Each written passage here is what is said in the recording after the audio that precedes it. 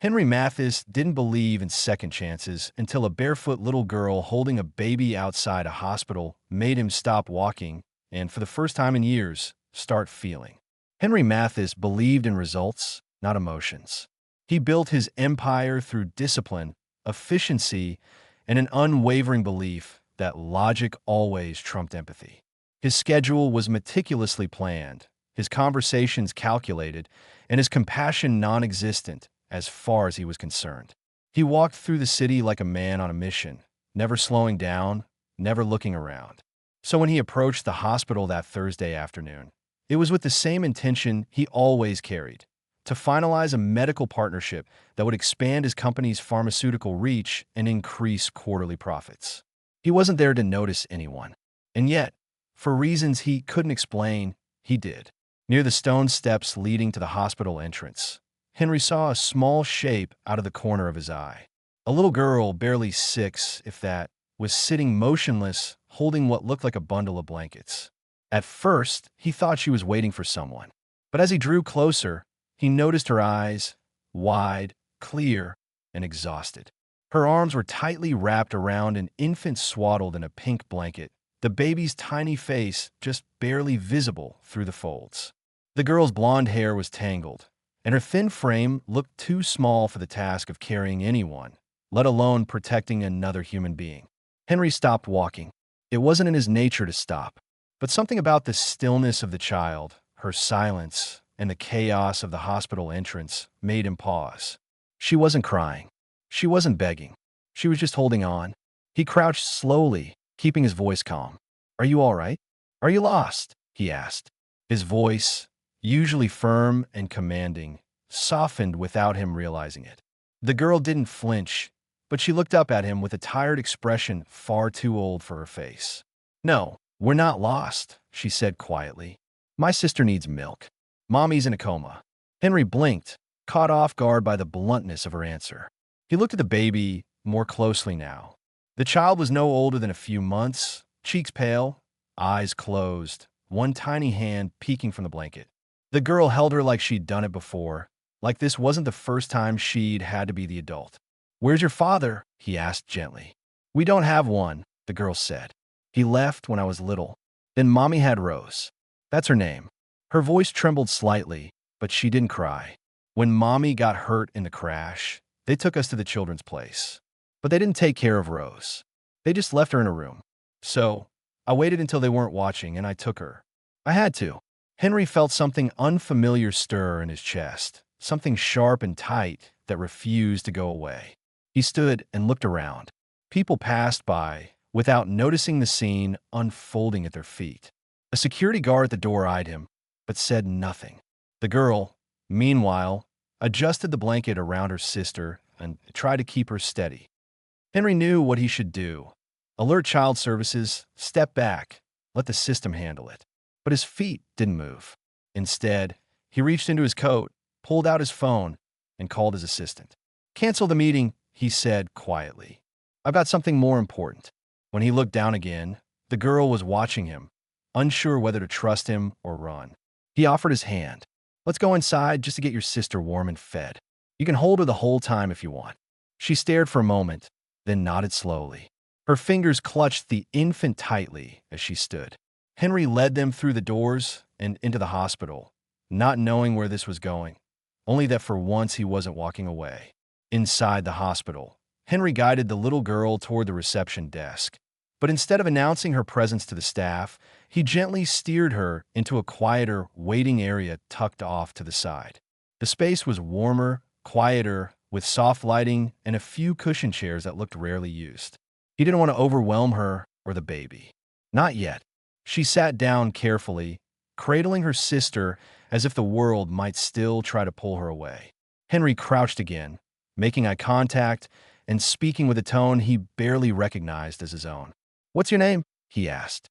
She hesitated, as though weighing whether to speak. Then she said, "Lily, and this is Rose." Henry nodded, storing the names like they mattered more than anything else on his calendar. He pulled out his phone again and made another call, not to his board or to a driver, but directly to a pediatrician he had worked with during a corporate sponsor program. He didn't explain everything. only said he needed someone he trusted urgently. Within minutes, a nurse appeared at the edge of the waiting area and took in the sight of Lily and the baby without asking questions. Henry stood and met her gaze. Her name is Rose. She hasn't eaten. She's cold. She's been in a bad place. The nurse nodded and gently approached Lily. Lily looked up, clearly torn between fear and instinct.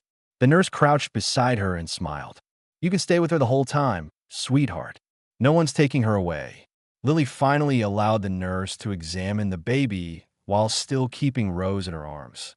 Henry stepped back and watched as Rose was checked for vital signs, her temperature taken, her breathing monitored. The baby didn't fuss much. She was tired, underfed, and far too quiet for her age. While the examination continued, Henry spoke with the doctor in the hallway. He described what little he knew and asked what needed to be done immediately. The pediatrician, a calm woman named Dr. Kinnear, explained that Rose needed formula, warmth, and observation for a few days. She's fragile, the doctor said softly. But this little girl, Lily, she's done something extraordinary. She's kept that baby alive under conditions that would break most adults. Henry said nothing, but inside something shifted. He walked back to the waiting area with a purpose he hadn't felt in years. Lily sat alone again, bottle now in hand, feeding Rose with quiet concentration. Her fingers were still trembling, but she kept her focus on her sister, brushing her hair aside when it got in the way. Henry didn't interrupt.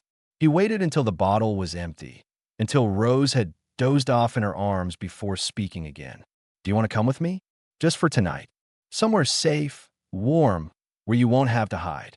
Lily didn't answer right away. She looked at the baby, then up at him. Only if I can hold her the whole time. Henry nodded.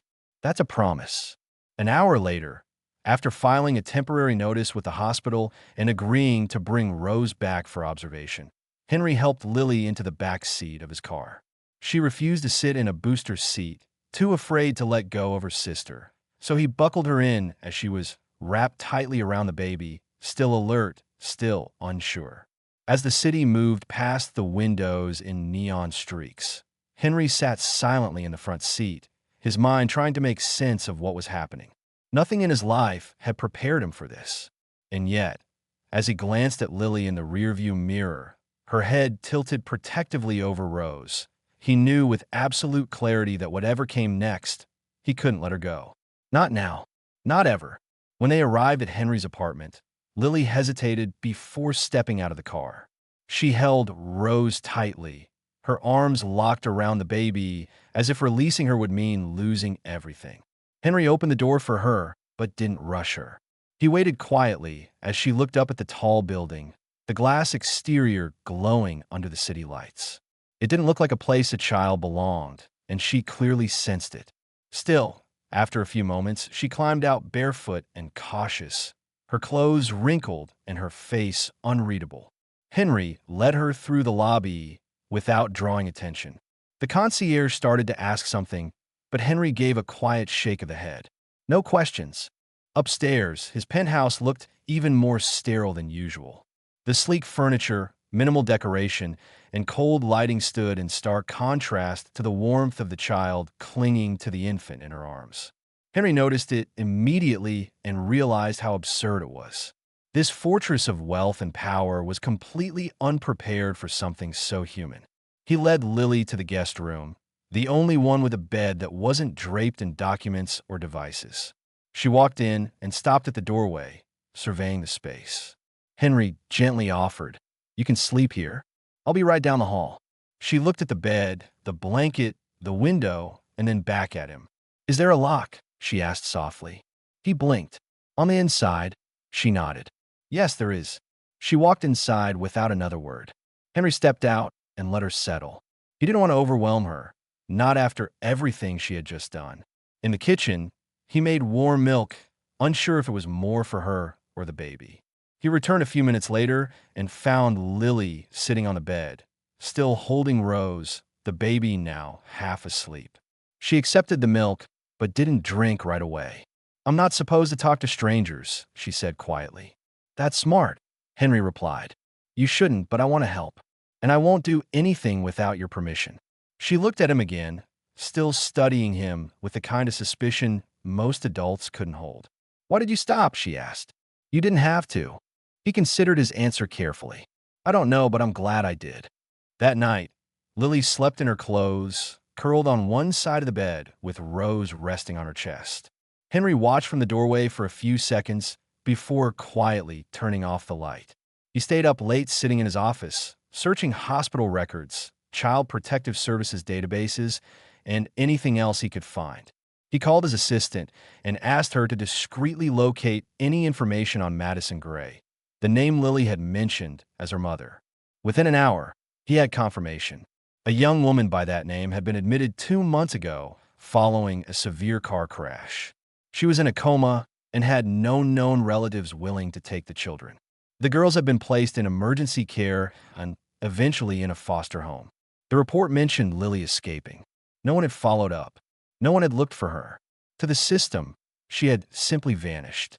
Henry stared at the screen in disbelief. He couldn't imagine a world where a 6-year-old could disappear and not set off alarms.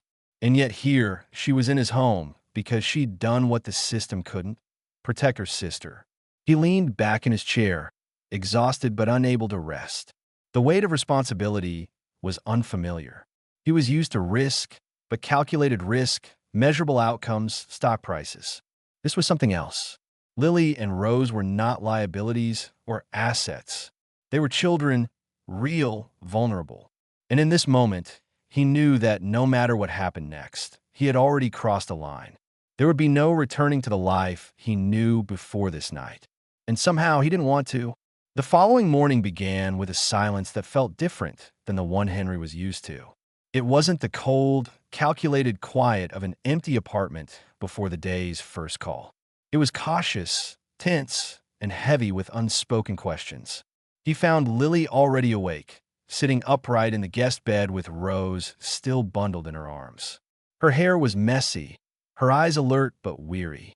She hadn't moved from the spot where she'd fallen asleep. Henry knocked softly before entering, holding 2 slices of toast and a cup of warm milk. She didn't say anything as he stepped inside, but she didn't turn him away either. That was progress. He placed a tray on the nightstand and asked gently if Rose had eaten. Lily nodded. "She had some of the bottle you made." Then she added, "She didn't cry much last night." Henry sat in the chair near the window, careful not to get too close. "You did good, Lily. You kept her safe and warm." She looked at him with a mixture of pride and suspicion. "I had to. They don't care in that place. They kept saying someone would come, but no one came." Her voice cracked only at the end, but she quickly straightened herself and kissed Rose on the forehead. "I'm not going back," she added, "even if they find me." Henry didn't offer empty reassurances. Instead, he said what he meant. "You're not going anywhere right now. You're safe here." That seemed to calm her slightly. She took the toast in one hand while still holding her sister with the other, eating slowly, methodically, as if she was used to making every bite last. Henry asked her if she had any allergies, and she shook her head. He didn't press her with questions, but she eventually offered fragments on her own. She talked about the day her mother didn't come home, about a strange man in a suit who came to get them, about the shelter that smelled like bleach and old food, about how babies cried all night, and how some of the older kids pushed her, about how no one noticed when she waited near the door and left with Rose in her arms. By late morning, Henry's assistant, Dana, arrived with clothes, diapers, formula, and a few toys. She didn't ask questions either. She had worked for Henry long enough to know when something mattered more than it seemed. Lily flinched when she saw Dana at first, but relaxed when the woman smiled and handed her a soft pink sweater. "I thought you might like this one," Dana said. Lily took it and nodded, though she didn't change right away. Trust, Henry realized, was going to be earned inch by inch. In the early afternoon, Dr. Kina arrived to check on Rose. Lily didn't want to let go, so the doctor worked around her. Rose's weight was slightly low, but her reflexes were strong and her heart was steady.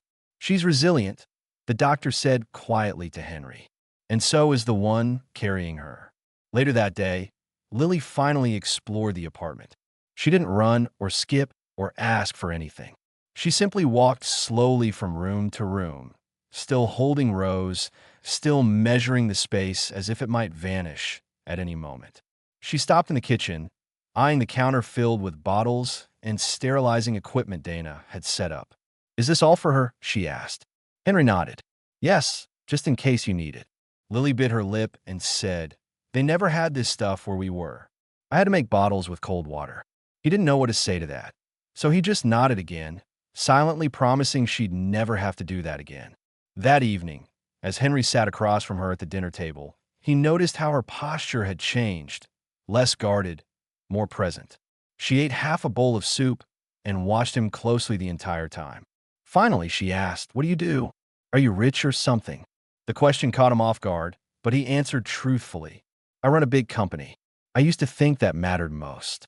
Lily frowned thoughtfully, but now he looked at her and then at Rose, sleeping beside her in a baby carrier Dana had brought. "Now I'm not so sure." Lily didn't respond. She just kept eating slowly, as if digesting more than just food. Henry knew the next steps wouldn't be simple, but for the first time in years, he didn't feel alone in the quiet. The fifth day began with rain streaking down the tall windows of Henry's apartment, softening the edges of the skyline and making the usually sharp, bright view look almost muted. Lily stood by the glass, her forehead pressed lightly against the pane, watching water race toward the bottom in thin streams. She wasn't holding Rose for once, just watching, her small hands folded in front of her like she was waiting for something she couldn't quite name. Henry walked in carrying a fresh bottle and noticed how quiet she was. "She's still sleeping," Lily said without turning around. "She had a good night." Henry nodded, placing the bottle on the counter. "That's because you've been doing everything right," he replied. Lily finally turned to face him and hesitated before asking, "Do you think my mom will wake up?" The question landed with the weight of everything she hadn't said since she arrived. Henry walked over slowly and sat at the edge of the nearby couch, not pushing her to sit with him. "I hope so," he said honestly. "She's still fighting, and the doctors are doing everything they can." Lily gave a small nod and then looked back out the window. She used to sing to Rose every night, even if she was tired. She'd sing the same song, and Rose would fall asleep in seconds. Her voice trembled just once, but she blinked away the emotion. She loved her so much, both of us, even when she was working 3 jobs and we only had toast for dinner. Henry listened without interruption. Each detail Lily gave was more than just a memory. It was proof that someone had loved her fiercely and without conditions. It made the entire situation feel even heavier. Madison Gray wasn't an absent mother. She had fought. She had done what she could. And now she was lying unconscious while her daughter tried to protect what little remained of their world. Henry couldn't imagine what it would feel like to carry that kind of weight at 6 years old. Later that afternoon, Henry received a call from Evelyn, one of his most trusted legal advisors. She had found the documentation regarding Lily and Rose's placement in state care. The report was vague, filled with formal language and minimal follow-up. There had been no official search ordered after Lily's disappearance. The assumption had been that she would eventually return or be found by authorities. Evelyn also discovered that no immediate family had come forward to claim custody. The only distant relative, a paternal uncle, had declined involvement. That knowledge created a strange mix of relief and outrage in Henry. How could a system lose track of a child so easily? How could no one even try to look? Evelyn's voice turned more serious. "If you want to take temporary guardianship," she said, "we can begin the process today, but it's going to involve some visibility. Paperwork oversight." Henry didn't hesitate. "Do whatever it takes," he said. "I'm not letting them go back to a shelter." That evening, after Rose had been bathed and changed, Lily sat on the couch beside Henry with a coloring book open in front of her. She wasn't drawing anything in particular, just soft lines across the page like it helped her think. "You're different from the other adults," she said suddenly. "Most people ask what happened. You didn't." Henry leaned back in the chair, arms crossed loosely. "I figured you'd tell me when you were ready," he replied. She nodded slowly, satisfied with the answer. "They told me at the shelter that families break," she added after a pause. "But maybe they don't always stay broken." It wasn't a question, but Henry treated it like one. "No," he said quietly. "Sometimes someone shows up when you don't expect them, and they helped put the pieces back together. Lily looked over at him and smiled, small but genuine. It was the first time he'd seen her face soften like that. Then she picked up a purple crayon and began to draw again, this time forming shapes instead of lines. Henry didn't ask what it was. He didn't need to. He just sat there watching her and listening to Rose breathe softly in the carrier nearby, and realized this moment, quiet and unscripted, was more valuable than anything he'd ever built with a pen or a contract. The sixth day began before sunrise. Henry was already awake, sitting at the kitchen counter with a mug of coffee growing cold in his hands, while the city outside still dozed under a pale blue haze. He hadn't slept much, but it wasn't from stress or exhaustion the way it used to be in his old life. It was a new kind of restlessness, the kind that came from caring too deeply and not knowing what tomorrow would bring. He heard soft footsteps behind him and turned to see Lily barefoot and wrapped in a blanket, her hair tousled, her eyes still heavy with sleep. She didn't speak right away, but walked to the refrigerator and poured herself a glass of water without asking. That in itself was progress.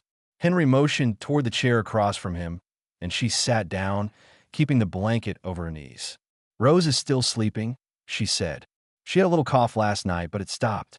He nodded, making a mental note to mention it to Dr. Kinnear when she came by for the scheduled checkup. Lily sipped her water and then looked at him. "You're not like the people in the office. You don't wear your watch anymore." He glanced at his wrist and realized she was right. The heavy silver timepiece that had once dictated his day had been sitting untouched on his desk all week. "I guess I lost track of time," he said, and Lily gave a tiny, almost imperceptible smile.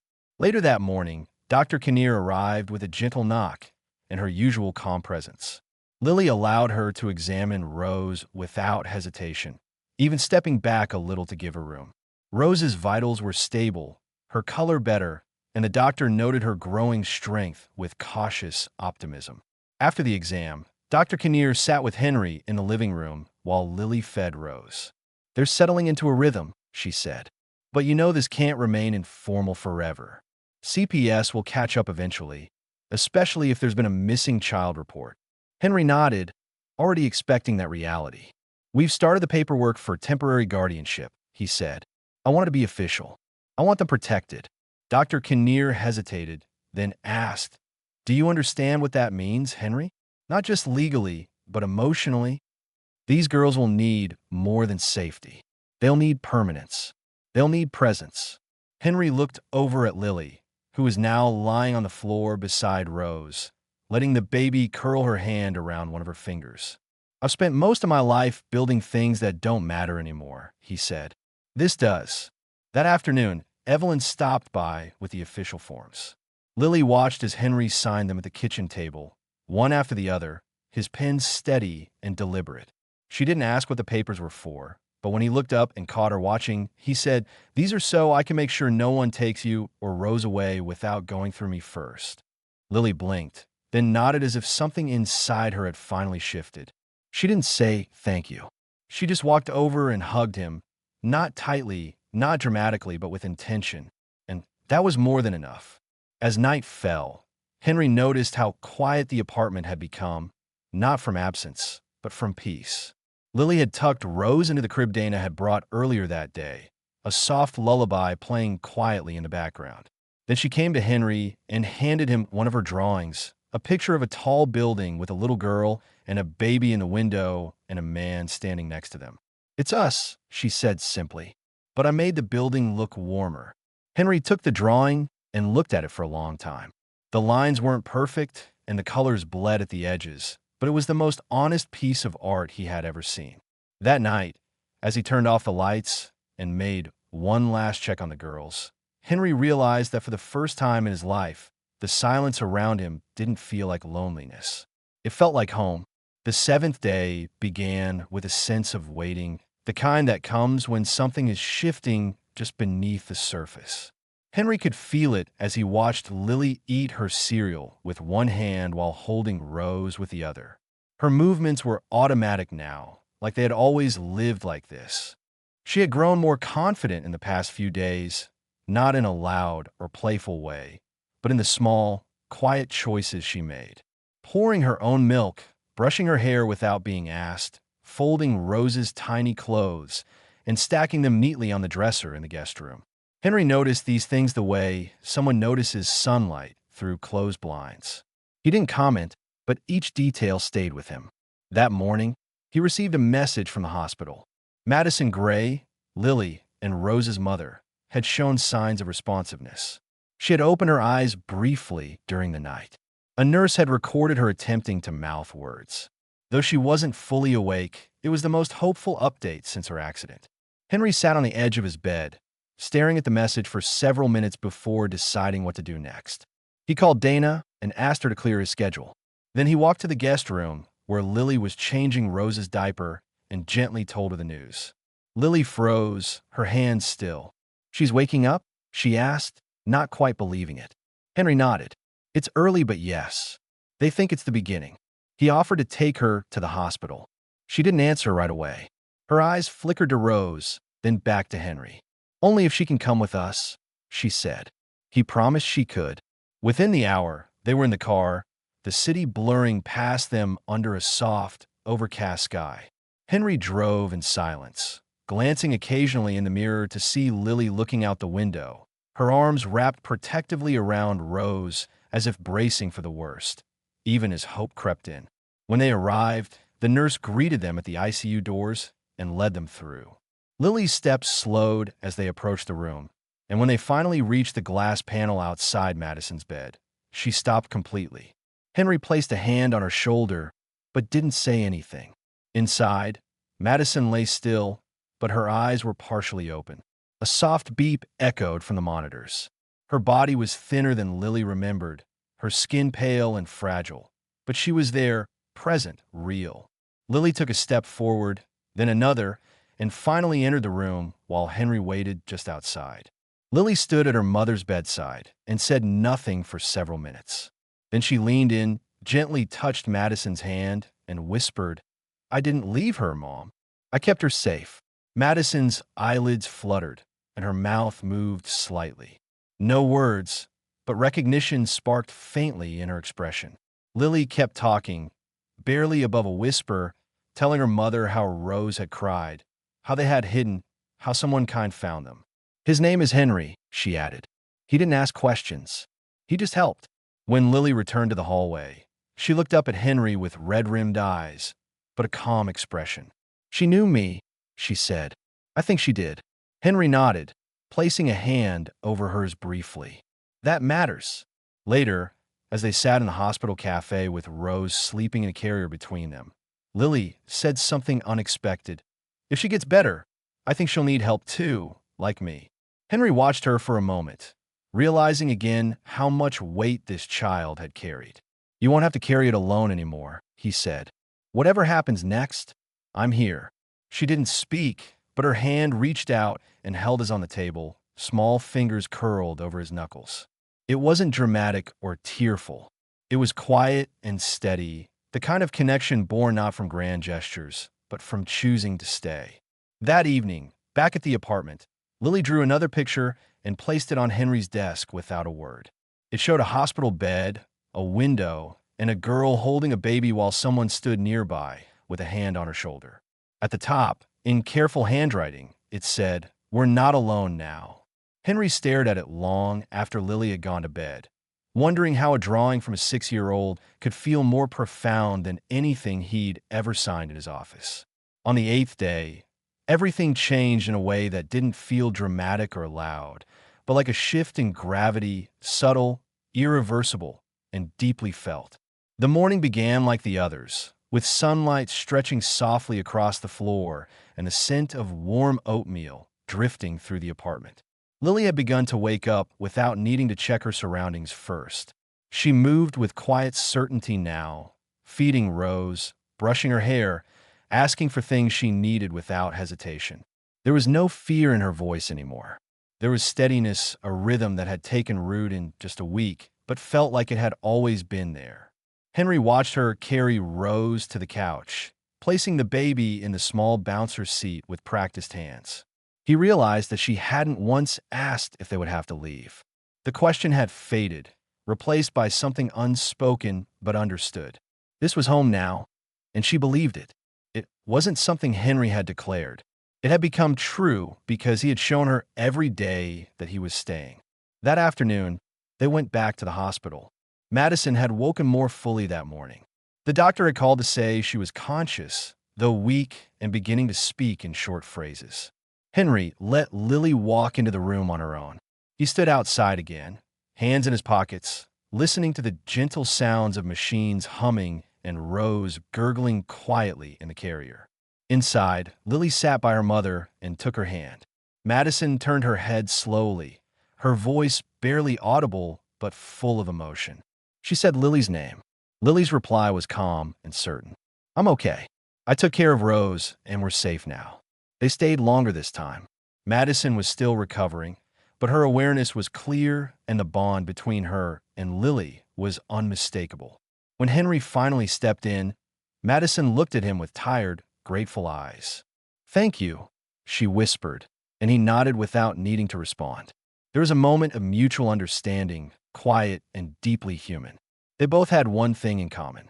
They had tried to protect these children, each in their own way. And somehow they had managed to meet in the middle of that effort. In the days that followed, Madison began regaining her strength.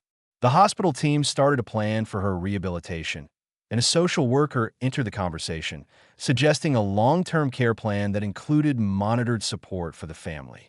But when asked what she wanted for her daughters, Madison gave a response no one expected. She looked at Henry and said, "If anything happens to me again, they need someone who won't disappear, someone they already trust. I want him there." Henry didn't speak. He simply reached across the table and took the document the social worker slid forward. When he signed it, it wasn't as a businessman securing another asset. It was as a man choosing to belong to someone for real, with all the responsibility and love that came with it. Months passed. Madison recovered slowly but steadily, and she remained a part of Lily and Rose's lives. She came over often, shared dinners, and sometimes stayed the night in the guest room that used to be only Lily's. It wasn't a traditional arrangement, but it worked. Built on trust and care, not control. Lily started school again. Henry walked her to the gate on her first day. Rose began to giggle every time Henry picked her up. Dana added a photo of the girls to the front of her planner without being asked.